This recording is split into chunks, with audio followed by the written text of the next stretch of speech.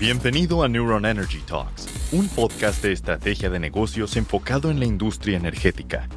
Aquí, líderes de grandes empresas comparten su visión mientras abordan las principales tendencias de una industria innovadora, apasionante, altamente eficiente y sobre todo uno de los grandes motores que transformarán el destino del país. ¡Arrancamos! Este podcast es presentado por Coin SRC, abogados laborales, con más de 30 años de experiencia resolviendo conflictos con iniciativa privada, empresas paraestatales, contratos colectivos, seguridad social, derecho individual y colectivos. Contáctalos en coinsrcabogados.com. Gracias por escucharnos en esta conversación de Energy Talks, en donde cada semana les traemos las opiniones más destacadas de los líderes que están trazando el futuro del sector energético y de los compromisos ambientales. Pues vamos a tener ahorita una plática bien interesante, bien importante con Marco Cota, presidente y CEO de Talanza Energy, con quien voy a tener el gusto de compartir los siguientes minutos y compartir con ustedes información de primera mano. Marco, ¿cómo estás? Qué gusto estar contigo. Hola, Franco. Muy bien, muchas gracias. Gracias, Marco. Oye, ¿por qué no empezamos platicando sobre cuáles son los retos más importantes que ustedes están viviendo desde Talanza Energy y qué estamos haciendo para poder enfrentar retos tan importantes que está viviendo la industria? Bueno, pues los retos son muchos. Digamos que en los últimos años siempre nos hemos enfocado en, sobre todo el flujo de inversiones, ¿no? Que si son de financiamiento público, si son de financiamiento privado, cualquiera que abra las noticias se puede dar cuenta que la discusión está ahí centrada, ¿no? Que si CFE compró unas plantas de ciclo combinado, que si Pemex compró una refinería, que si eso es una nacionalización o no lo es. Y yo creo que la discusión no es esa. O sea, realmente yo lo que creo que la discusión es justamente lo que también se señaló, que lo importante es aumentar la generación eléctrica, entre más barata y más limpia, mejor. Y de la misma manera, el tema de la autosuficiencia en combustibles, pues es un tema que también se tiene que evaluar, no solo desde perspectivas políticas y de seguridad nacional, de generación de empleos, por ejemplo, sino también desde un punto de vista financiero y sobre todo verlo a largo plazo, ¿no? Porque estamos viendo ya que muchos países están prohibiendo la fabricación y el uso de vehículos que se impulsen con motores de combustión interna, es decir, con cualquier hidrocarburo, y brincar hacia vehículos eléctricos a partir de 2035. Entonces, no falta mucho para que esa realidad nos alcance. Entonces, yo sí creo que la discusión no debería de centrarse en el origen del capital, sino que en que haya más competencia y sobre todo que siempre haya más y mejores energéticos para todas las actividades económicas que pasan tanto en México como en el mundo. El reto principal, habiendo dicho eso, el reto que yo veo principal es el reto de la descarbonización de las actividades económicas. Ajá. Ya todo el mundo sabe perfectamente bien el protocolo del GHG, el GHG Protocol, que habla de la contabilidad, de la contabilización de emisiones de acuerdo a su alcance, si es el alcance 1, el alcance 2, el alcance 3. Y muchos países y también empresas se están comprometiendo a alcanzar un balance neto de 0 emisiones para distintos años meta, ¿no? 2035, 2050, en alcance 1 y 2. ¿Qué significa esto? En alcance 1 y 2, pues prácticamente es las emisiones que yo genero en mi proceso productivo, y también el alcance 2 tiene que ver con los insumos energéticos que yo uso. Por ejemplo, la electricidad, ¿a quién se la compro? Si es una electricidad que me ayude a alcanzar ese balance cero. O sea, se abre, digamos, toda esa cadena de valor, desde que CFE genera el megawatt hora que consumo, hasta que yo termino mi producto y lo entrego. Entonces, todo eso que es alcance 1 y 2, tiene que tener un balance neto de 0, es decir, que las emisiones que yo genero sean al menos tan grandes, como las emisiones que yo limpio, retiro de la atmósfera. De esa manera, no estamos agregando en términos netos más gases de efecto invernadero a la atmósfera. Y en ese sentido, para todo el sector energía que utiliza el metano como una fuente, por ejemplo, para generar electricidad, o también una fuente para la actividad industrial, no se diga una fuente para producir petróleo y petrolíferos incluso. El metano es un componente muy importante, es un gas de efecto invernadero muy importante, es de vida corta, pero a la vez tiene un potencial de calentamiento global de 84 veces el del CO2, si tú lo mides en un periodo de 20 años. ¿Por qué de 20 años? Hay varias métricas, ¿no? Te dicen, pues si lo mides en 20, si lo mides en 100, si lo mides en 1000. ¿Por qué 20 años? Porque el metano sobrevive 12 años, sobrevive el metano en la atmósfera antes de empezarse a degradar y, digamos, de eliminarse de la atmósfera. Entonces, 20 años es la medida correcta porque es más o menos bastante, poco más, pero hablando en décadas, es la década inmediata superior, si redondeamos hacia arriba, es la que cubre los 12 años en promedio. Entonces, es muy, muy, muy importante que se pueda eliminar el metano que se está agregando a la atmósfera por un tema de calentamiento global. Y ahora, pues todos sabemos que los mercados financieros están prestando dinero, ya sea en acciones o bien papel de deuda.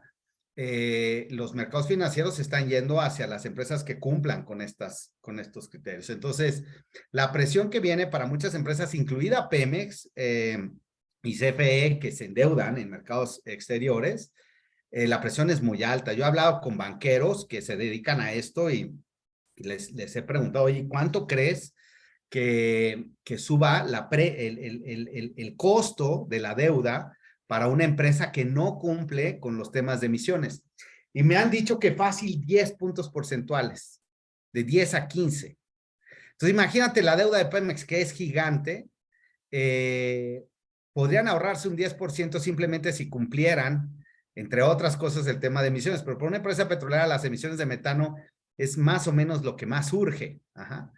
Hay otros temas de ESG también importantes, pero el metano es sin duda alguna el primer punto. Entonces, el reto es muy importante para la industria y el reto para todos los demás que trabajamos para esa industria es empezar a asimilar esto, ¿no? Es muy triste ver que hay eventos que se dan en la Cámara de Senadores, que se dan en el mismo gobierno, que hablan de la industria petrolera y no tocan el tema de emisiones.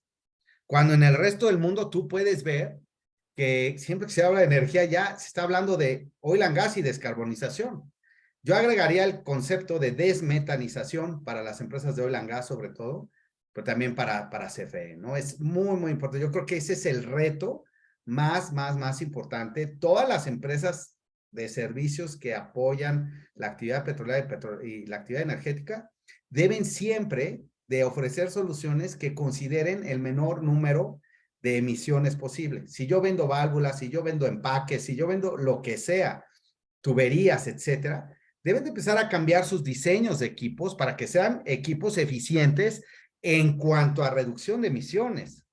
Y eso es el reto. Y eso es lo que todavía no empieza a, o sea, no está sucediendo ya en Estados Unidos con el IRA, el Inflation Reduction Act, y la ley esta bipartisana de la infraestructura, Bill, ¿no? Le llaman Bill y el IRA.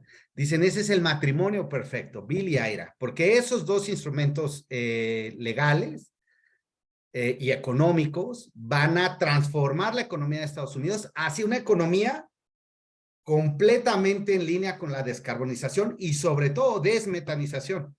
Están súper enfocados en metano. Y son miles de millones de dólares y son cientos de miles de millones de dólares los que están destinando para transformar su economía. Entonces, y eso va a pasar. y México va muy tarde. Estados Unidos y Canadá son los dos países que van más avanzados. México se está quedando atrás. Pero bueno, ese es el reto. Perdón, hay muchos, pero yo me centro ahí. No, y desde luego nos das una visión muy completa de todo lo que está sucediendo en el panorama. Quiero retocar la parte que mencionabas sobre la descarbonización industrial y estos requerimientos tan fuertes que les están pidiendo a las empresas de manufactura.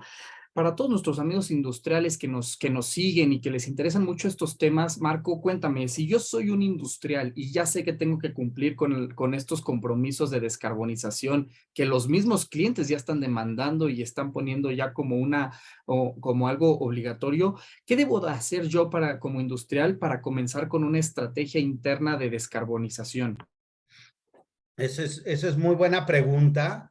Y lo primero que debe hacer una empresa, pues es hacer un plan de cómo va a ir implementando cambios a sus procesos industriales que le permitan reducir drásticamente no solo sus emisiones, sino las emisiones de la energía que consumen hasta los productos que venden, que esos son los scopes o alcance 1, 2 y 3. O sea, esos cubren toda la cadena de valor. O sea, la diferencia entre el enfoque de inventario de emisiones, que siempre ha prevalecido en este país y en todo el mundo, con el de huella de carbono es justamente, si yo compro insumos para mi proceso industrial a una empresa que contamina, esa es la huella de carbono que lleva ese insumo. Cuando yo lo proceso, se contabiliza. O sea, no es el enfoque de aquí entra en mi puerta de mi planta y aquí sale mi producto. Entonces yo solo voy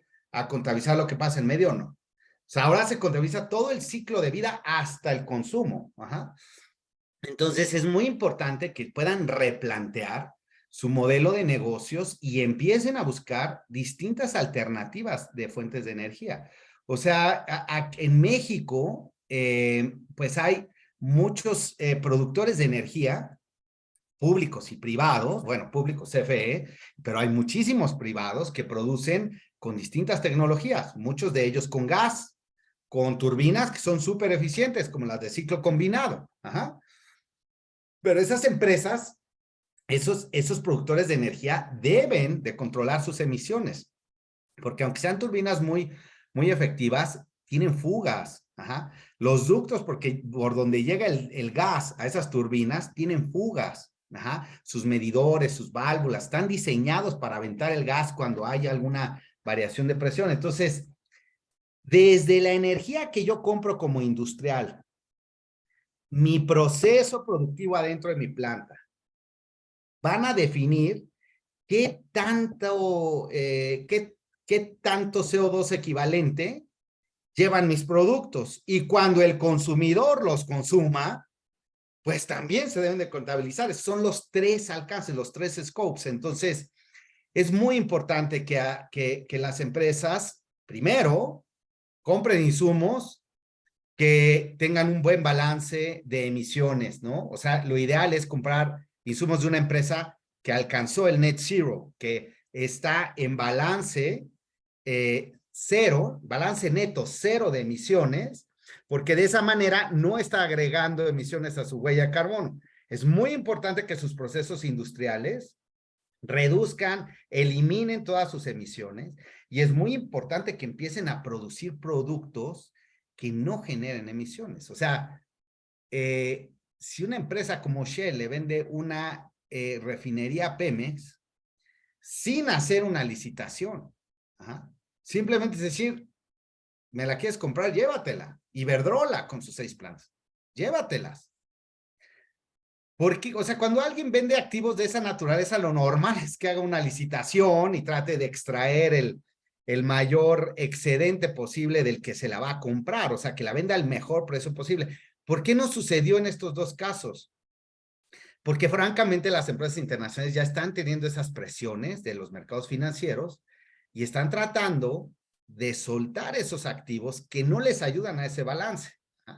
Entonces, claramente Deer Park no ayuda y claramente las plantas de Iberdrola tampoco. Entonces, Iberdrola, pues sí, está anunciando ahora inversiones en Estados Unidos que van más hacia temas de renovables y menos de gas, ¿verdad? porque con eso limpia todo su portafolio y con eso es más fácil que alcance ese balance cero. Ajá. Y lo mismo con Shell. O sea, ahorita va a ser muy difícil que una empresa internacional haga una refinería, pues simplemente porque en ese momento el precio de sus acciones va a caer o su endeudamiento se va a encarecer. Olvídate que si en el futuro va a haber carros de gasolina a gasolina o no. O sea, todo el mundo sabe que plásticos va a seguir habiendo, pinturas va a seguir habiendo. O sea, el petróleo es muy importante, pero sobre todo el gas. El gas aquí es la clave. El gas natural, el metano es muy importante. ¿Por qué? Por la petroquímica que te genera esos plásticos, esas pinturas, esos fertilizantes, un montón de cosas. Ajá. Entonces no va a dejar de haber eso, pero seguramente gasolina sí va a dejar de haber pronto, sobre todo en Estados Unidos, en Canadá y en México también. Muy bien, Marco. Oye, y justo retomando estos casos que nos has compartido, uno de los retos y y de los conceptos que han estado entrando en las agendas de este tipo de empresas, pues es el tema del ESG, en donde por ahí quisiera que nos platicaras por qué representan estos retos para las empresas. Y luego tenemos el caso de Pemex, que para ellos también representa un reto bien importante que ya en su momento ustedes han compartido por ahí algunas opiniones, pero ¿qué nos contarías al respecto sobre esos temas? Bueno, el ESG, como lo dijo Larry Fink, que es el CEO de BlackRock, el fondo de infraestructura más grande del planeta, o de los más grandes, lo dijo muy claro, ¿no? O sea, viene un cambio tectónico, o sea, esto se va a sacudir, va a ser un terremoto, y los que van a quedar de pie son las empresas que cumplan con esto. ¿Qué significa ESG? Bueno, I de ambiente, S social y G de gobernanza. Gobernanza, es decir, gobierno corporativo, ¿no? El I, sin duda alguna, es lo más urgente, porque eso puede, ahorita el tema del calentamiento global es el riesgo número 1 de la humanidad, según el Foro Económico Mundial. Ese es el riesgo número 1, tanto por probabilidad de que suceda, como por consecuencia. Ajá. Cualquier riesgo es la multiplicación de esos dos factores. En los dos, digamos, multiplicandos, ajá, en esos dos valores, es el número 1 en los dos. O sea, es lo más probable que se da y es lo que va a ser más catastrófico. Entonces, la urgencia ahorita está en parar las emisiones. Todo el mundo puede decir, oye, el plástico en las playas, muy válido, ¿no? Es claro que hay que eliminarlo, conceptos de economía circular, productos biodegradables, muy importante no aflojar lo que se ha venido haciendo y lo que se tiene que hacer, incluso aumentar la velocidad, pero lo que es realmente crítico son los gases de efecto invernadero. Ajá. Esto es lo que puede acabar con la actividad económica, incluso matar a miles, decenas de miles de personas. Ajá. Y sobre todo en áreas donde se necesita más, ¿no? Que es la agricultura, por ejemplo. O sea, si el planeta se empieza a calentar, va a haber sequías por todas partes y la gente que menos tiene es la que más va a sufrir. Entonces, el I prácticamente, o sea, es todo lo que tiene que ver con medio ambiente, pero lo más importante, lo urgente, lo más urgente e importante es el tema de las emisiones. El es la parte social. Ajá. La parte social tiene que ver que tú en tu comunidad seas un buen vecino. El otro día fui al Walmart que está aquí en la esquina y hay un, pues así como un pizarrón que tenía varios boletines que hablaban de las cosas que estaban haciendo cerca de la colonia. Yo vivo acá por Coyoacán y decía, pues en tal lugar estamos dando dinero para desayunos, para bla, bla, bla, bla. Eso tiene que ver con la S, que seas un buen vecino. Y la G tiene que ver con gobierno corporativo, es decir, prácticamente que tu consejo de administración no tenga secuestrado al administrador, al director general, sino que el director general pueda llevar a cabo la actividad económica de la empresa, beneficiando a todos los stakeholders o a los actores involucrados que estén relacionados con la actividad de la empresa y no solo a los shareholders, que son los accionistas. Entonces, en la parte G, tiene que ver qué tan independiente es esto. Por ejemplo, Tesla no tiene una buena calificación ESG.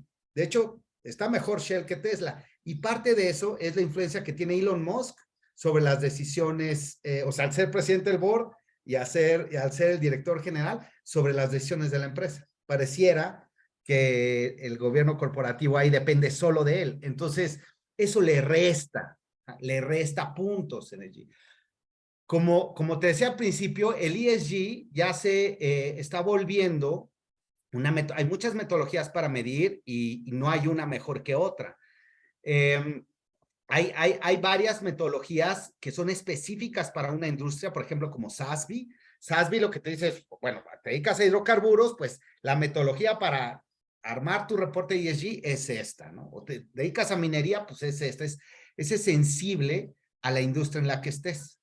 Y hay muchos otros, hay unos muy generales, muy gruesos, como los de Naciones Unidas. Ajá. Entonces, cada empresa debe escoger su metodología. No hay una bala de plata. O sea, pues tú puedes escoger la que sea, no sé, media docena habrá, y con base en esa tienes que hacer un reporte con métricas, así como ahorita haces un reporte financiero con tus informes financieros, el balance general, el estado de resultados, el flujo efectivo. Ahora tienes que hacer un reporte de I, uno de S y uno de G. Ajá. Y con base en eso, el público inversionista revisa tus dos reportes y decide dónde invertir. Ya sea en el mercado bursátil o bien en los mercados de deuda. Ajá. Entonces, es muy importante. El ESG es algo que es muy fácil. Dado que ESG es un requisito que está imponiendo el sector financiero internacional, el acceso a capital va a depender del ESG. Es decir, si yo puedo conseguir un crédito para hacer una nueva planta en Monterrey, en donde tú quieras, que cuesta $1,000 millones, la diferencia del costo del financiamiento, si yo tengo una buena calificación ESG y una muy mala calificación, como te decía hace rato, me decía dos banqueros con los que platiqué, me decían que calculan que puede estar entre el 10 y el 15% de nada más el puro diferencial. Eso aparte de lo que te cuesta tener el dinero, ¿no? 10, 15 puntos porcentuales, no por ciento del costo. Entonces, si tú te podías financiar a 7%, pues te vas a acabar financiando a 20%. Ajá. Pero si cumples con ESG, pues a 7%. Y entonces, ¿qué pasa eso? Que si cumples con ESG, eres competitivo y vas a sobrevivir porque tu costo financiero va a ser muy bajo. Pero si no cumples, el puro costo financiero te va a dejar fuera del mercado. Entonces, es muy importante. Ajá. Agustín Carstens, que todo el mundo conoce y quiere, decía hace poco, ya ves el fenómeno del Black Swan, ¿no? Él habló ahora de un Green Swan. Ajá. Y él lo que dice es que el Green Swan es esto. O sea, es el cambio estructural en la economía mundial que ahora se va a regir por reglas que tengan que ver con esto. Eso no estaba hace unos años, no existía. Sí había que si que si los reportes de sostenibilidad, esto es otra cosa. Esto ya es un sector financiero internacional que te dice, si tú no cumples con esto, te va a costar esto. Y hay muchos fondos que te dicen, yo de plano no te voy a prestar. Tú no cumples, yo no trabajo contigo.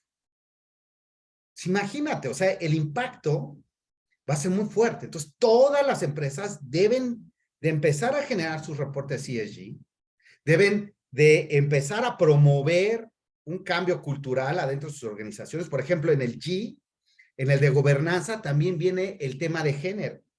¿Cuántos asientos del board los tienen mujeres? ¿Cuántos directivos de las empresas cuántos puestos directivos los ocupan mujeres? Eso te da puntos. Ajá. En el ES, ¿qué estás haciendo con las comunidades en donde estás haciendo tu actividad? sea, no se trata de llegar, abrir un hueco en la tierra y empezar a sacar minerales, dar chambitas a las personas que vienen al lado, terminar de explotar eso, cerrar ahí, ni cerrarlo bien e irte. Eso, todo el mundo sabe que eso pasa, ¿no? Bueno, y siempre ha pasado, pues porque el gobierno no alcanza a cubrir esa parte, ¿no? No ha habido un gobierno que se encargue de decir, tú me cierras bien aquí o te meto a la cárcel, ¿no? En países desarrollados sí pasa. En países como México no ha pasado. Ahora el problema es que no es un problema de gobierno. Es que ahora los bancos te van a decir, si tú no cumples con esto, yo no te presto ni un peso, o te presto, pero con tanto por ciento más por no cumplir. Entonces, muy importante, o sea, el ESG es una nueva, te digo, Agustín Carstens lo dice claramente, es un green swan, ¿no? O sea, es este fenómeno que viene y nos cambia a todos la manera en la que veníamos viviendo, ¿no? Oye, Marco, fíjate que justo pensaba que décadas atrás, pues el empresario, su prioridad y lo que tenía que concentrar su mente era en cumplir con la rentabilidad del negocio. Y si mi negocio es rentable, todo lo demás es secundario décadas atrás. Pero ahora vemos cómo ya los empresarios tienen que cumplir con una rentabilidad, tienen que cumplir con los compromisos sociales, los compromisos ambientales. Y de repente pudiera alguien decir, oye, pues es que ahora ya la tienen más difícil, pero creo que también lo podemos ver al revés. No, es que cumplir con todo esto te va a ayudar a tener mejores tasas de crédito, acceso a capital, te va a ayudar precisamente a que consigas más clientes porque ya cumpliste. O sea, no, esto no tal vez necesariamente se tiene que ver como una barrera, sino como un trampolín para llegar a mejores tasas, créditos, financiamientos, clientes, que como mencionas, cambia completamente la forma en la que hacemos negocios. Y justo también quisiera ahora preguntarte sobre algo en lo que ustedes son expertos, que precisamente es el tema del cumplimiento regulatorio. Cuéntanos en ese sentido cómo todas estas áreas, aristas en las que ustedes se meten, que son documentaciones técnicas, auditorías, temas de compliance, cuéntanos por qué son tan importantes para los clientes y qué clientes, qué industrias son las que están precisamente beneficiándose sobre todos estos temas de compliance que ustedes dominan muy bien. Bueno, muy bien, gracias Franco. Pues mira, el tema de cumplimiento regulatorio es parte de lo mismo. O sea, se trata de ser un buen vecino. Ajá. Todo, si quieres verlo como con una perspectiva muy general, podemos hablar del concepto de licencia social. Ajá. La licencia social, ¿qué significa? Que en una sociedad, en una comunidad, en una ciudad, en un país, la gente afectada, digamos, la gente afectada por tu proyecto te da permiso de operar. ¿No? Entonces, todo el tema del cumplimiento regulatorio no dejan de ser permisos. En el sector petrolero, sobre todo en la parte de exploración y producción, pero también esto aplica a toda la cadena, al midstream, al downstream, y también a la parte eléctrica, son actividades que son altamente reguladas. ¿Ah? Las regulaciones no solo son trámites sin sentido. ¿Ah? Claro que siempre va a haber espacio para mejorar esa parte, ¿no? La famosa mejora regulatoria. Pero lo que yo te quiero decir es, el cumplimiento de todas esas cosas, por ejemplo, para hacer un proyecto de energía, tú necesitas una manifestación de impacto ambiental y bueno, cualquier otro, ¿no? Ya ves que el Tren Maya, o sea, todos necesitan su MIA, la famosa MIA, la manifestación de impacto ambiental, necesitan en el tema de energía, esto debería extenderse a todos los proyectos, una evaluación de impacto social, un plan de gestión social, que estamos hablando de I y de ES, ¿no? I y ES del ESG. En el caso petrolero, por ejemplo, necesitan presentar sus proyectos de cómo los va a desarrollar. O sea, Shell no puede llegar y perforar pozos en los bloques que tienen aguas profundas.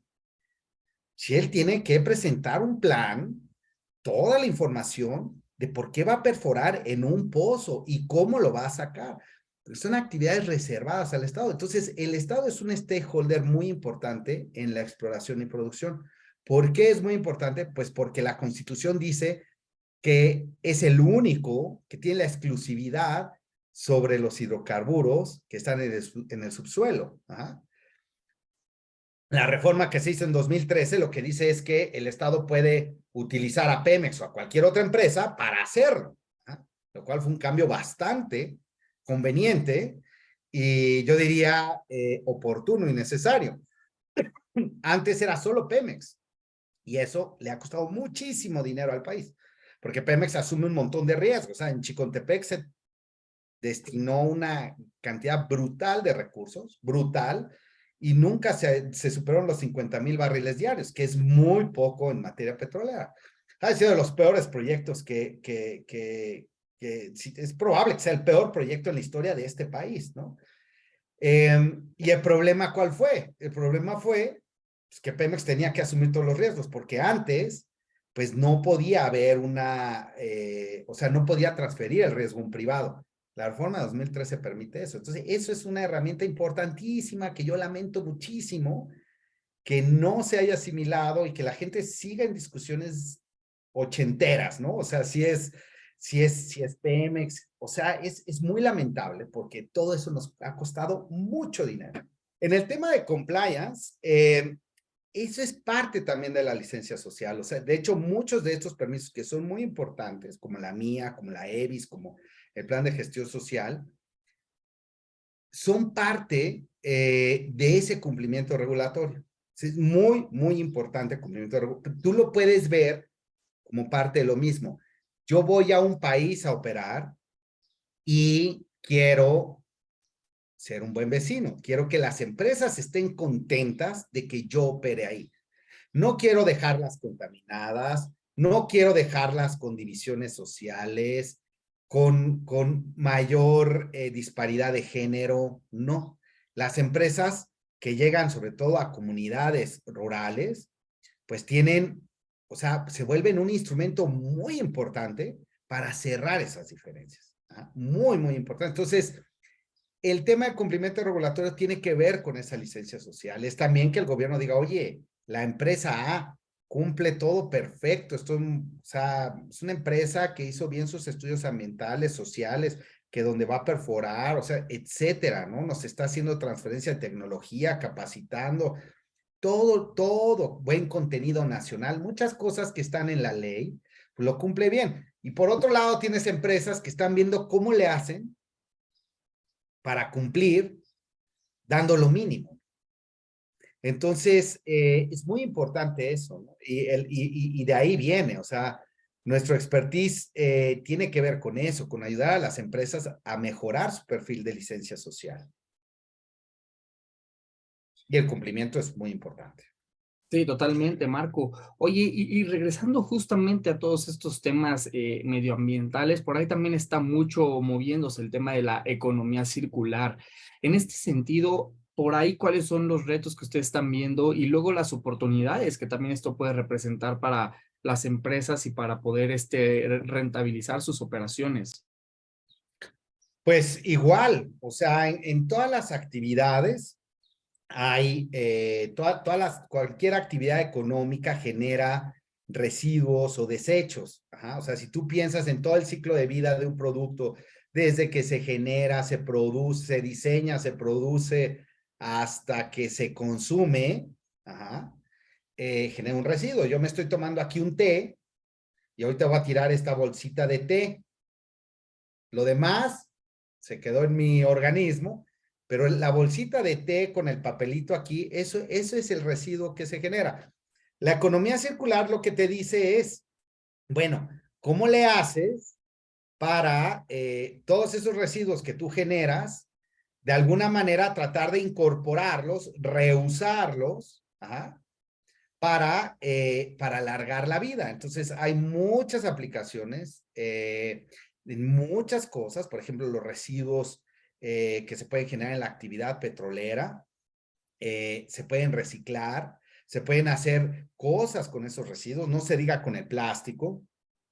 Yo estaba viendo el otro día que las sillas estas muy famosas y también un poco caras que se llaman Herman Miller, esas sillas están hechas con plástico que sale del océano. Ajá.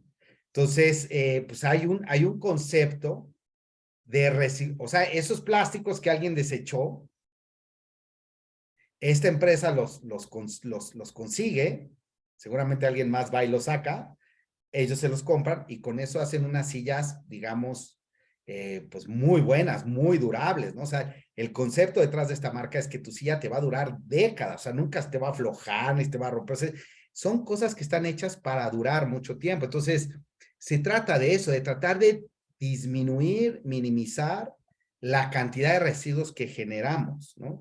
Y para eso hay conceptos de reuso, de reciclaje, muy importantes que tienes que prácticamente desde que diseñas tu actividad productiva, ponerlos dentro de tus planos, de tu diseño, implementarlos dentro de tu proceso y ejecutarlos y recircular, pues todo eso que de otra manera acabaría en la basura, ¿no? Excelente, Marco. Oye, y un poquito para ir terminando, quisiera justamente regresar a algo que mencionabas al principio, ejemplificando ahora lo que se escucha mucho por parte de Iberdrola. Definitivamente el sector energético, cuando pasa algo, hay opiniones de todo tipo, encabezados de todo tipo. Entonces, sí me gustaría escuchar desde tu opinión qué significa este movimiento para el sector, qué es lo bueno, lo no tan bueno, qué significa y qué es lo que viene desde tu visión y desde la visión de su empresa en el corto plazo, qué viene para el sector energético. Bueno, pues yo la verdad lamento mucho, pero muchísimo, que se destine dinero público para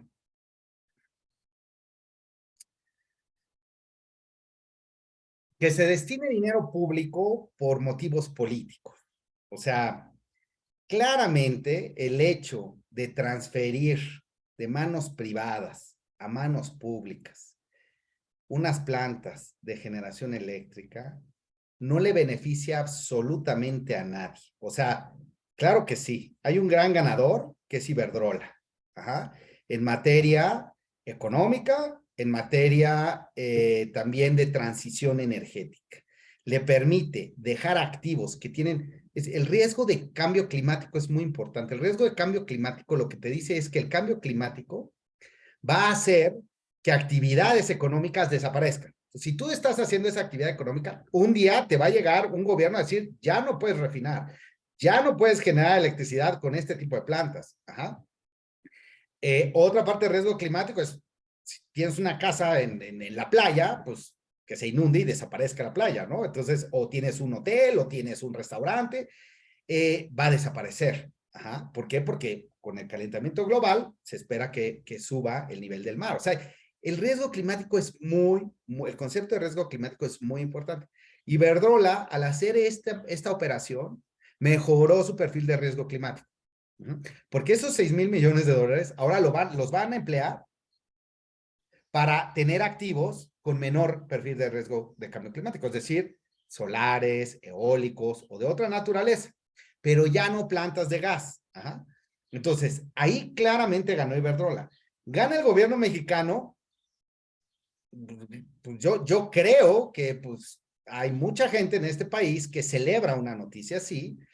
Se dijo que era una nacionalización, o sea, como hace rato dije que la discusión estaba en los años 80, pues ahora nos fuimos a los años 40, ¿no? O sea, el tema es entre público y privado, o sea, estamos en una discusión, pues que la verdad yo creo que el planeta entero ya superó, ajá. Sobre todo después del 89 con la caída del muro de Berlín, con el cambio, la transformación de la economía soviética con China. O sea, a todo el mundo le queda claro que esto no es una discusión entre público y privado. Ajá. No implica que el gobierno no pueda tener inversiones y que no pueda producir bien. Eso tampoco a mí me gusta. Que digan, es que como es gobierno no puede producir bien.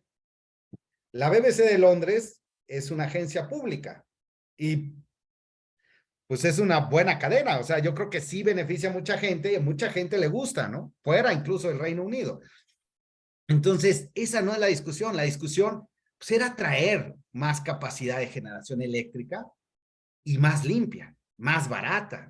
Eso es lo que le debe de importar a los 120 y tantos millones de mexicanos que somos y al planeta entero, que un país tan importante como México esté migrando de un modelo donde se quema carbón, donde se quema gas, donde se quema diésel, para generar electricidad, a modelos que reduzcan emisiones. Eso lo celebra el mundo. Cuando el mundo lee sobre Alemania, sobre Dinamarca, pues todo el mundo se impresiona y dices, uy, qué padre, ¿no? O sea, así como, ojalá algún día todos los seres humanos podamos tener energía limpia. Ahí no ganamos. Ganó Iberdrola, CFE no gana, y definitivamente México no gana porque pues no hay más capacidad de generación. Seguimos igual que antes, nomás que ahora con un cargo en nuestro presupuesto de 6,000 millones, ¿no? Entonces, yo no creo que haya sido una buena decisión. Hay un beneficio político detrás de eso, sí, porque hay mucha gente que vota con base en este tipo de acciones. Dicen, miren, los otros vendían el patrimonio y este lo está recuperando, ¿no? Entonces, pero esa no es la discusión. Eso, sinceramente, es una idea muy romántica que, como decíamos, prácticamente desde los años 90 se acabó. O sea, ya nadie, en ninguna universidad de la mayoría de los países de este planeta, se está hablando sobre esa dicotomía entre público y privado. Al contrario, en medio de esos dos extremos, hay un montón de modelos viables, posibles y exitosos. Ahí está China, ahí está India, ahí está México, ahí está Estados Unidos. En medio de esos dos, el gobierno de Estados Unidos es fuertísimo, o sea, su economía tiene una gran participación gubernamental, o sea, es falso que allá sea la ley de libre mercado. El gobierno apoya un montón, produce un montón. Prácticamente ciencia y tecnología, lo que consume el gobierno gringo es altísimo, ¿no? Entonces, sí, definitivamente, yo creo que, pues sí, fue una acción política, o sea, un beneficio político para la administración actual, muy cara, que no, pues no impactó en nada al sector eléctrico nacional. Pues muy importante lo que mencionas, Marco, toda esta visión que tienes sobre el sector energético. Definitivamente nos dejas conocimientos muy valiosos y ya para ir terminando, pues quisiera escuchar a tu lado, no sé si tengas algunas conclusiones, algún final remark, algún tema que quisieras compartir con el público antes de despedirnos. Pues en general, a todos tus lectores del sector industrial, obviamente el tema también del sector energético, tal cual.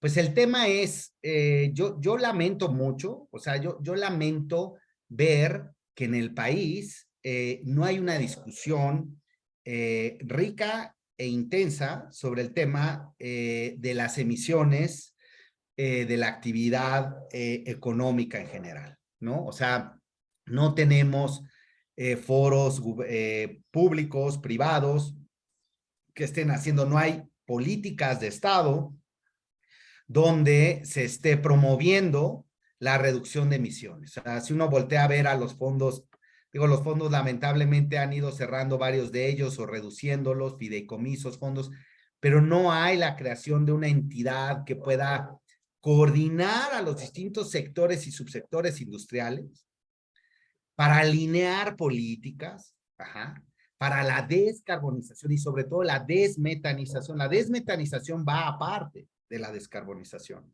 porque esa va primero. Si nosotros no logramos reducir las emisiones de metano de aquí al 2030, no vamos a alcanzar el Acuerdo de París y las reducciones en el resto de los gases, de las emisiones de gases de efecto invernadero, no se va a alcanzar. O sea, van las dos juntas, no es una u otra. Es primero metano sin aflojar lo otro, pero lo otro es una meta más de mediano o largo plazo. Entonces, estos dos temas son muy importantes y lo que debería de estar sucediendo es una mayor actividad, una mayor apertura en las agendas en los distintos foros que vemos, tanto públicos como privados, que pongan estos temas en el centro. ¿Por qué? Pues simplemente a todos tus lectores se los digo, o sea, si no empiezan a tomar medidas ahora, si están tomando decisiones de inversión que no consideren el concepto de ESG en un mediano plazo, esas inversiones son inversiones que tienen un perfil de riesgo de cambio climático muy alto y además les va a encarecer muchísimo el costo de financiamiento en el futuro, y yo diría ya en el presente, pero en el futuro inmediato, y van a perder competitividad. Como decía Larry Fink, este es un cambio tectónico, es decir, esto es un terremoto y los que queden de pie van a ser los que adopten esto. Los que no, así lo dice en su informe del 2020, en su carta de inversionistas. Todas las empresas que no se alineen a esto van a quedar fuera de la economía global. Entonces, muy importante que empiecen a adoptar todos estos conceptos, que empiecen a implementar todos estos cambios hacia adentro de sus procesos. Ese es mi comentario final. Pues qué gran plática nos das, Marco. Definitivamente por ahí está ese punto de no retorno si no cambiamos la forma de hacer negocios y de descarbonizar nuestras operaciones. Marco, oye, pues nos dejas información valiosísima. Te agradezco mucho por la conversación en donde sin duda nos dejas con un gran aprendizaje sobre el sector. Pues muchísimas gracias por la oportunidad, Franco, a tus órdenes. Gracias por acompañarnos a un episodio más de Neuron Business Talks. Sigue la conversación en vivo en nuestros foros de negocios del sector automotriz, minero, energético, tecnología y petróleo. También te invitamos a seguirnos en nuestra página neuronbusinessgroup.com, nuestras redes sociales y suscríbete a nuestro newsletter, donde recibirás información de primera mano sobre nuestras entrevistas y eventos exclusivos de la comunidad de Neuron Business Media.